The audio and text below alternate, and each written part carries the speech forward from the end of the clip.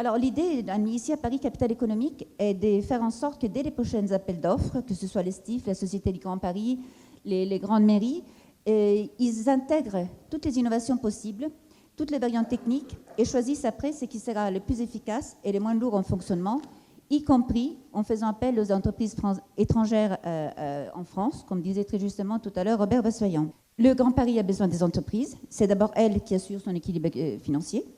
Mais les entreprises ont besoin du Grand Paris parce que ça va être la vitrine de l'excellence française dans la capacité de développer des infrastructures innovantes et durables.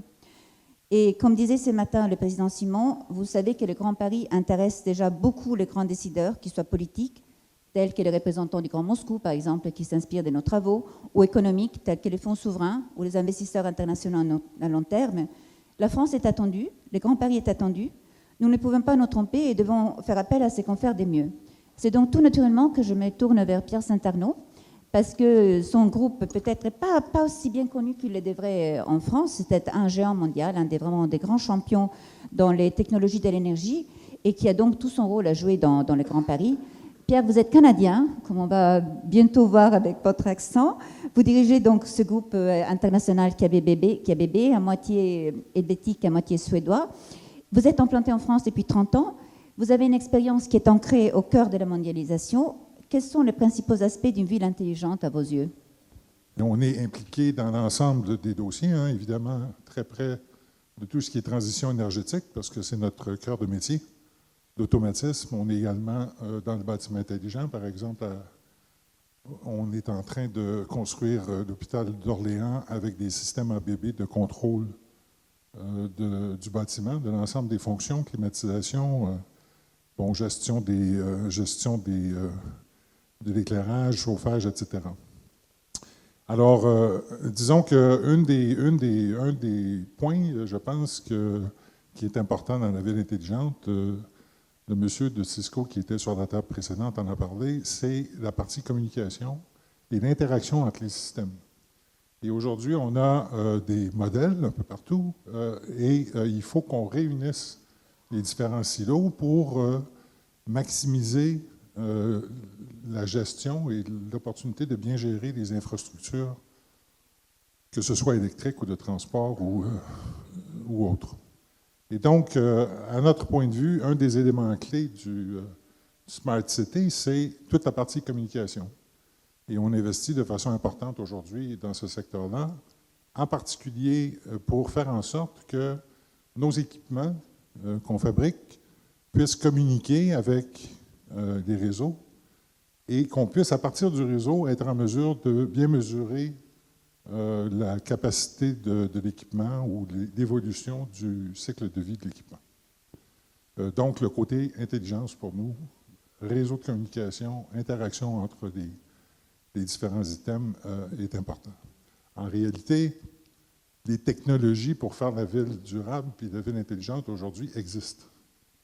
Et une des problématiques, je pense, auxquelles on fait face, et à ce chapitre-là, je pense que le Grand Paris est en avant, il est vraiment devant ses concurrents au niveau international, c'est de transformer ce concept-là en réalité et qu'on puisse donc déployer rapidement des solutions qui seront opérantes et qui démontreront la faisabilité. Vous dites que les innovations existent, qu'elles sont déjà appliquées dans d'autres endroits du monde. Est-ce que vous pensez à des expériences particulières qui vous paraîtraient applicables au Grand Paris, que vous connaissez bien? Oui, disons que, on est très actif dans le domaine du transport, on est actif dans le domaine de l'énergie, évidemment, toute la question de l'intégration des énergies renouvelables au réseau de transport et au réseau de distribution, l'intégration des systèmes intelligents de bâtiments pour la gestion de bâtiments. Et donc, on a des expertises et des pilotes en marche à plusieurs endroits. Pour en citer un, par exemple, la ville de Londres, l'ensemble des équipements de sous-station de la ville de Londres pour le métro sont des équipements ABB.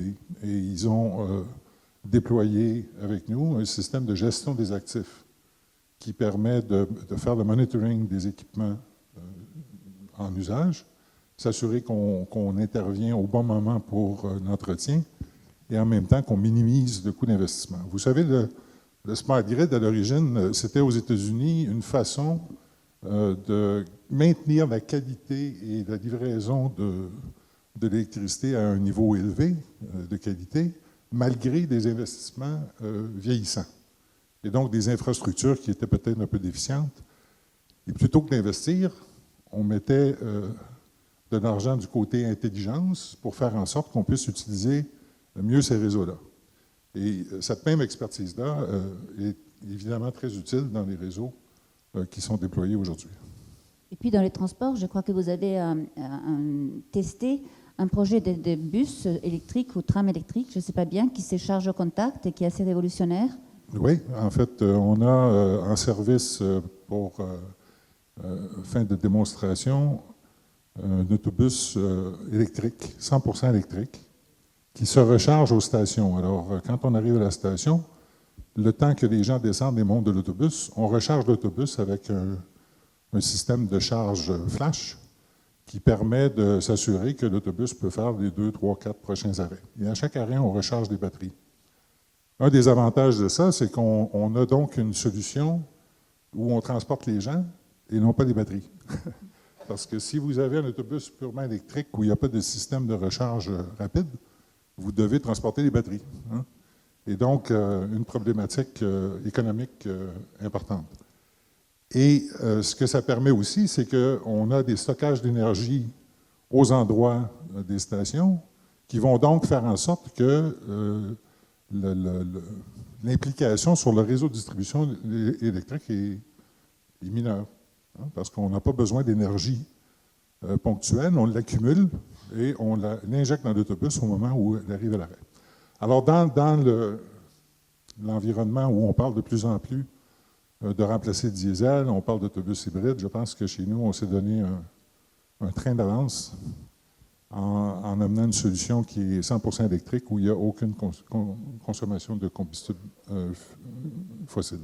La SNCF, bien sûr, est indissociable du projet, cela nous le savons tous, mais peut-être vous pourrez nous rappeler justement dans vos différents métiers ce que vous faites déjà dans le cas du Grand Paris et surtout ce que vous allez faire.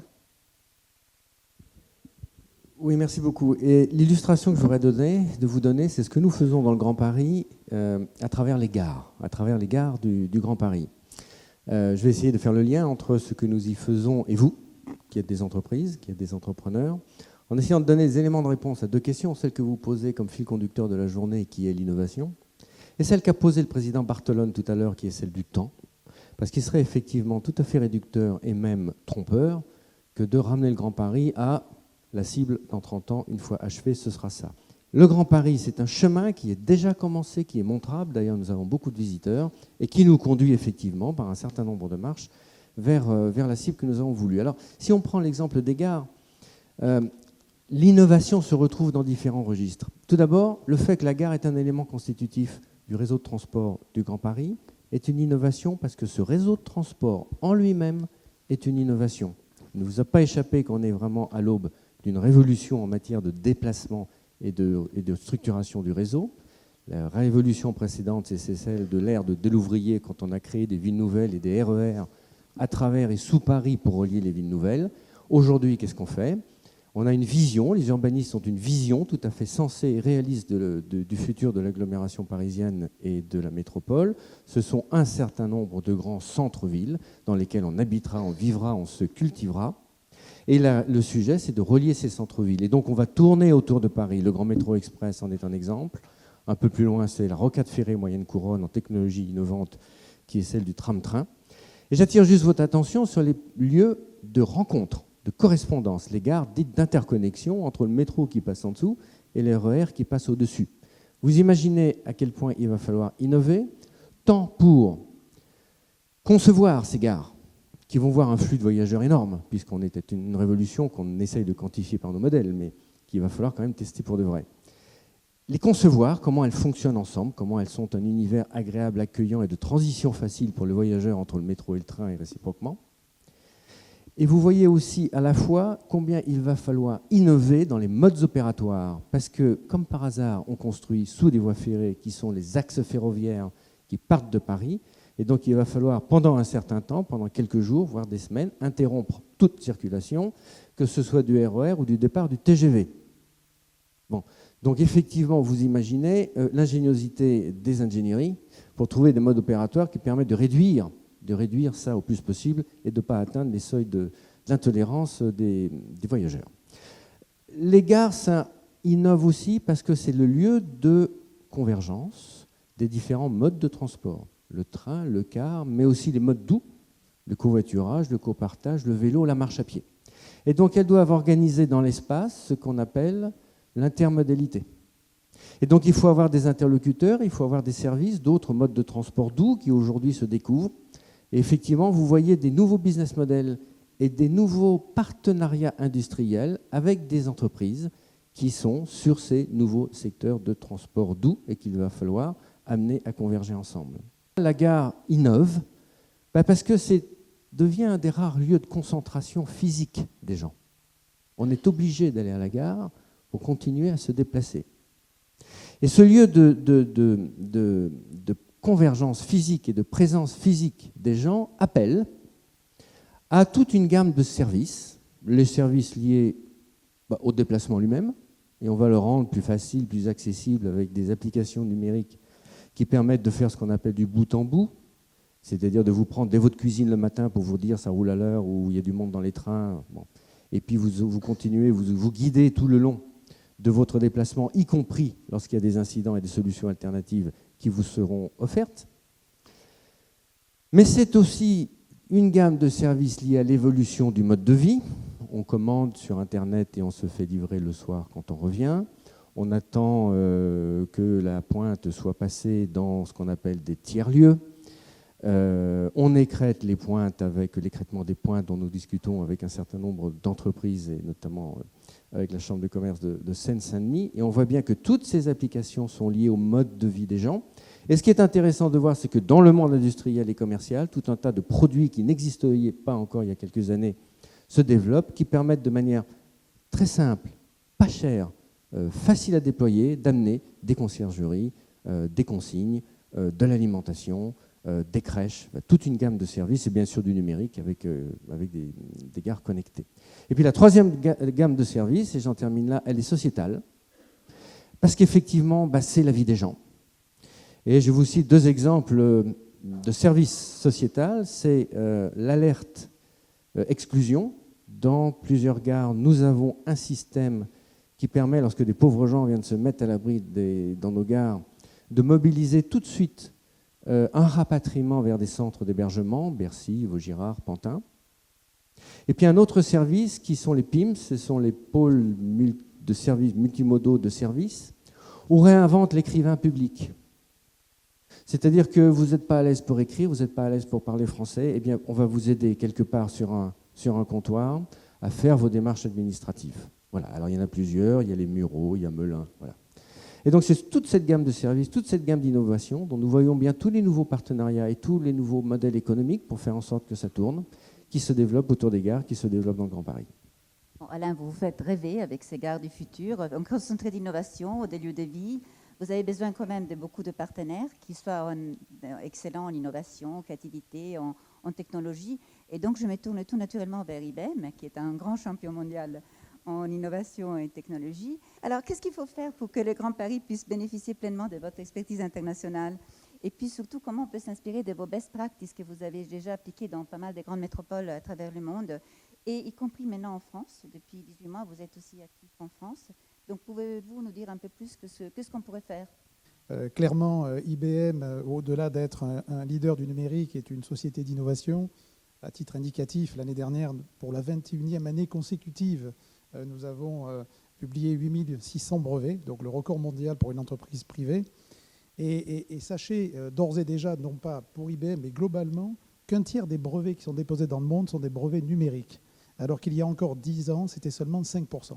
Donc on voit que le numérique, et tout à l'heure quelqu'un disait que c'est plus ou le numérique ou la sidérurgie ou l'automobile, c'est vraiment un secteur qui transcende aujourd'hui à peu près 92% du PIB français, comme le disait le ministère des Finances. Pourquoi on parle finalement des Smarter Cities? Pourquoi on parle des villes intelligentes de façon si intensive depuis 2-3 ans? C'est tout simplement parce que la technologie, et Robert Vassoyan tout à l'heure de Cisco a commencé à le dire, parce que la technologie permet de faire des choses qu'on ne pouvait pas faire à des coûts abordables il y a encore 3-4 ans. C'est bien sûr le mobile, et tout à l'heure Benoît Aymar d'Orange reviendra sur le sujet. 1 milliard de smartphones dans le monde. Il y a plus de téléphones portables dans le monde qu'il y a de gens connectés à de l'eau courante, il faut quand même aussi le savoir. L'Internet des objets, on en a parlé, les réseaux sociaux.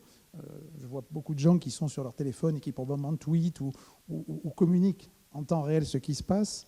Et puis, les trois phénomènes qui vont jouer de façon très significative sur la partie transport, c'est le big data.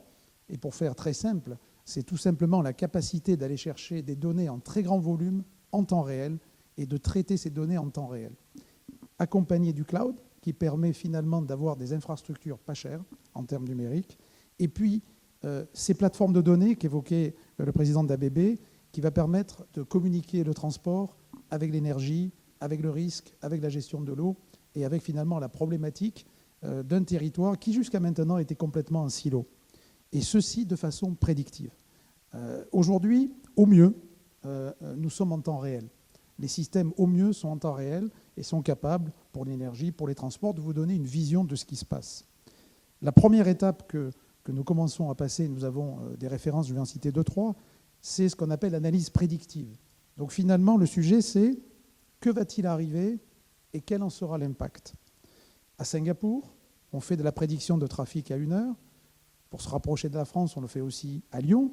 Et j'ai vu que mardi, à Versailles, le ministre Cuvillier a parlé de développer un système intermodal de transport en 2015 et qu'il va s'inspirer de ce qui a été fait à Optimode.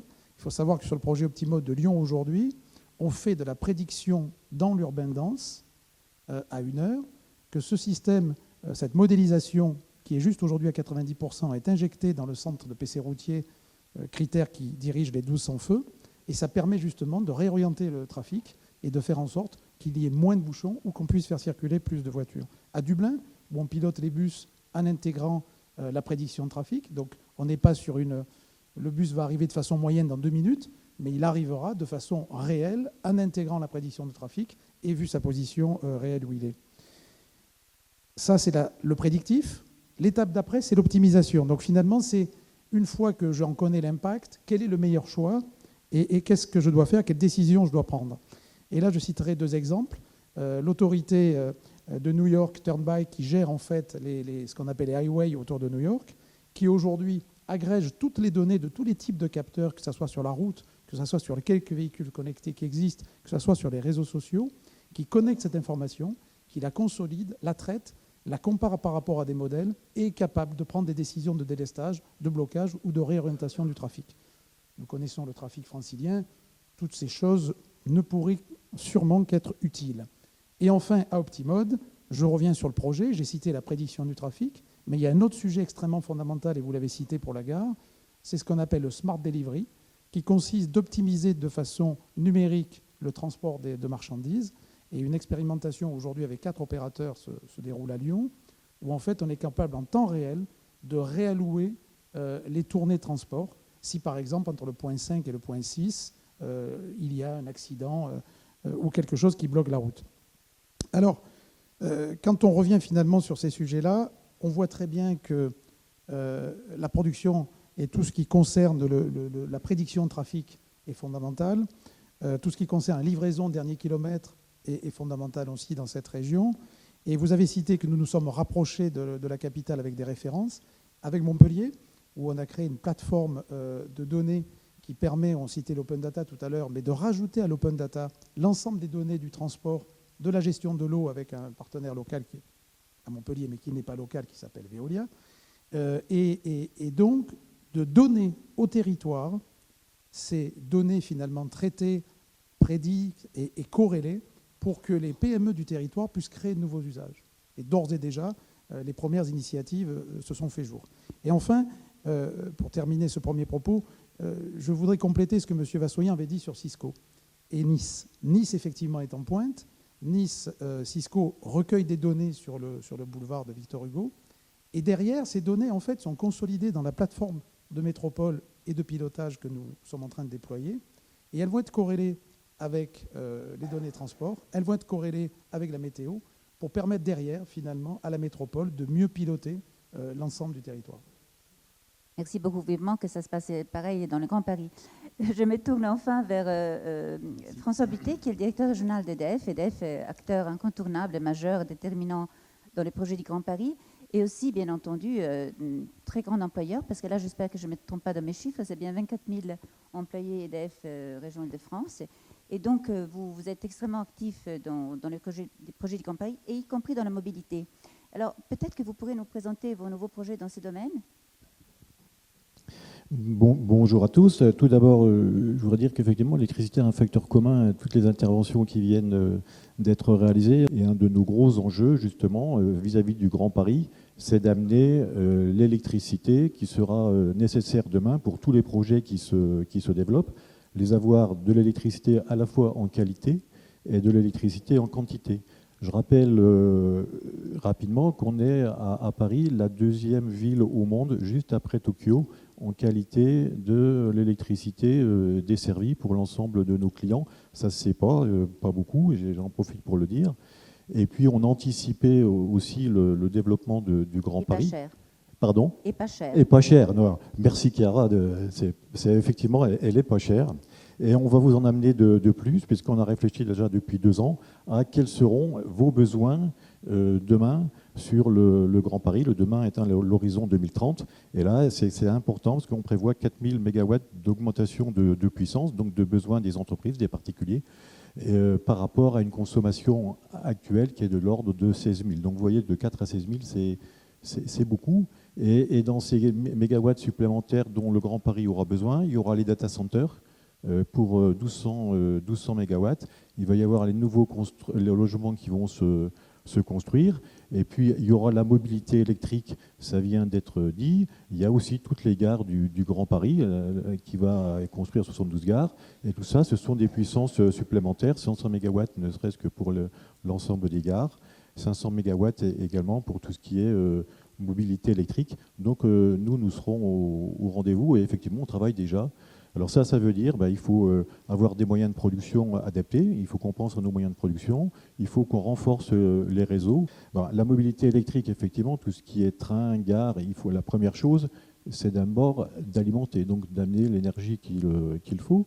Et puis on travaille aussi et beaucoup sur tout ce qui est mobilité plus douce, on peut dire, tout ce qui est bus, tout ce qui est véhicules. Alors il y a les véhicules dans les flottes des collectivités, il y a les véhicules électriques dans les flottes d'entreprises, et puis peut-être demain, il y aura aussi davantage de flottes de véhicules particulières.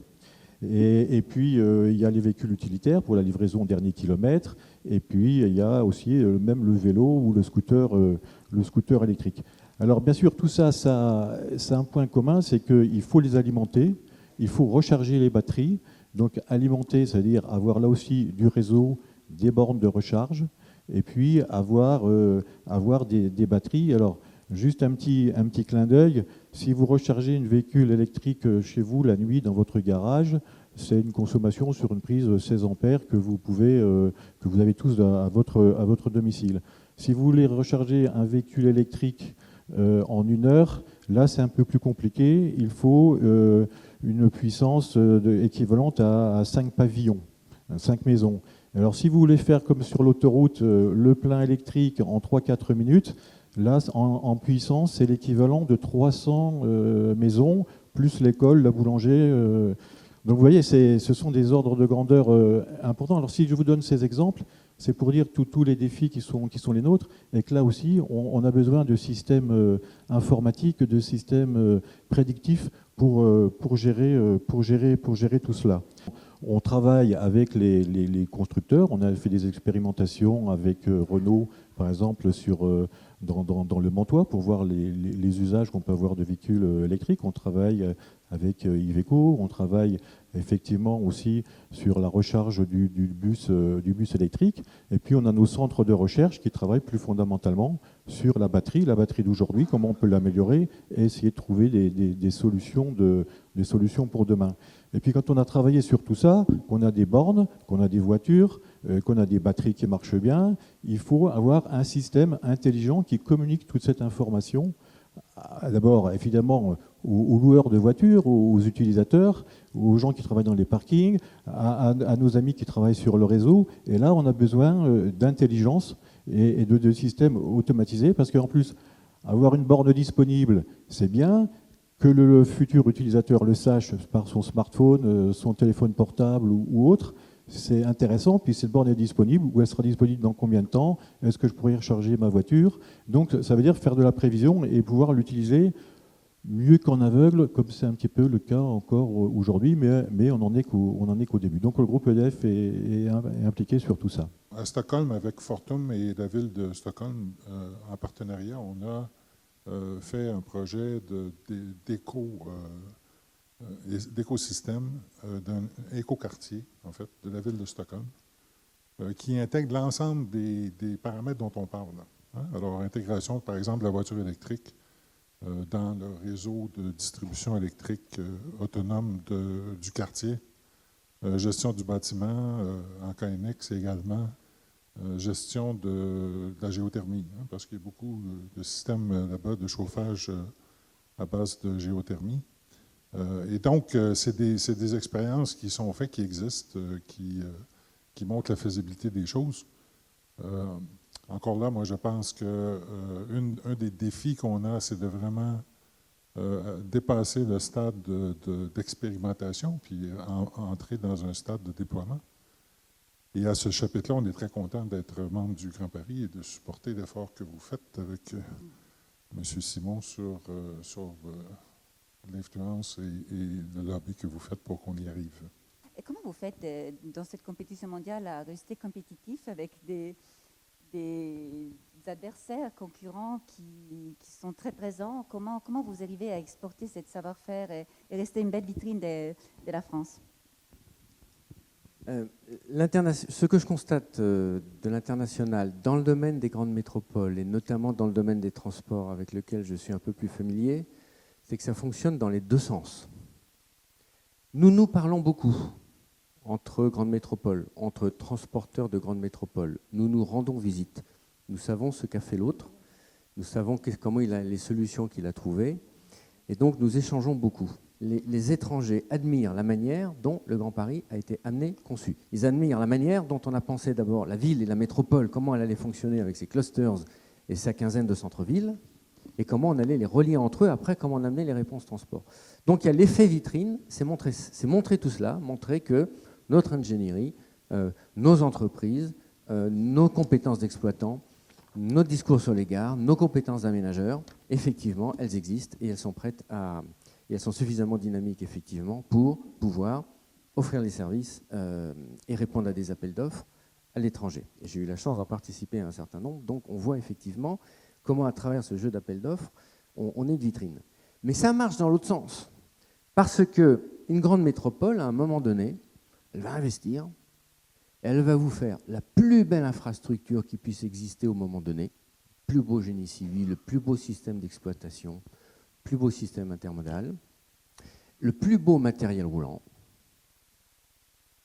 Et elle va vous demander à vous, elle va, dans son appel d'offres, elle va poser un niveau d'exigence en termes de qualité de service, régularité des trains, taux de fraude, taux d'attente au guichet, qui est phénoménal. Et bien on se dit, quand on se plonge dans leur univers, on se dit, je quitte Paris avec voilà, mes résultats, mes difficultés, mes solutions, mes résultats, et je vais effectivement démontrer que là-bas, je peux faire beaucoup mieux et je peux faire au niveau qu'ils attendent. Et on peut, parce que quand on regarde le système neuf qu'ils amènent avec les milliards qu'ils ont dépensés, c'est la moindre des choses que d'être excellent, et c'est la moindre des choses d'amener le meilleur que l'on fait, de l'amener là-bas et de l'assembler dans le contexte. Et donc, du coup, en retour, ça veut dire que moi, groupe SNCF, Keolis, partenaire local, un Go-Ahead par exemple à Londres, quand on répond sur des Thameslink, sur des Crossrail, sur des DLR, sur les docks, quand on va répondre bientôt sur East Coast, c'est tout ce que je vais arriver à faire de bien là-bas dans ce contexte, je continue à l'observer et je le ramène chez moi en me disant, mais effectivement, ça marche là-bas à quelles conditions? Et ça peut éclairer à ce moment-là les choix dont j'ai la responsabilité, ou les choix dont je n'ai pas la responsabilité, mais dont je vais discuter avec les financeurs, en leur disant, ça à Londres, ça à Boston, ça à Shanghai, ça marche. Je pense que si on y allait le faire ensemble, on ne se tromperait pas. Monsieur Miska, ce matin, a parlé beaucoup d'open data. Qu'est-ce qu'il faudrait faire dans le cas du Grand Paris? L'open data a été un fantastique développement des données publiques et de données privées pour une partie, mais aujourd'hui, ça reste un certain nombre de données qui ne sont pas utilisables en tant que telles. C'est un premier fond et il faut continuer à le faire.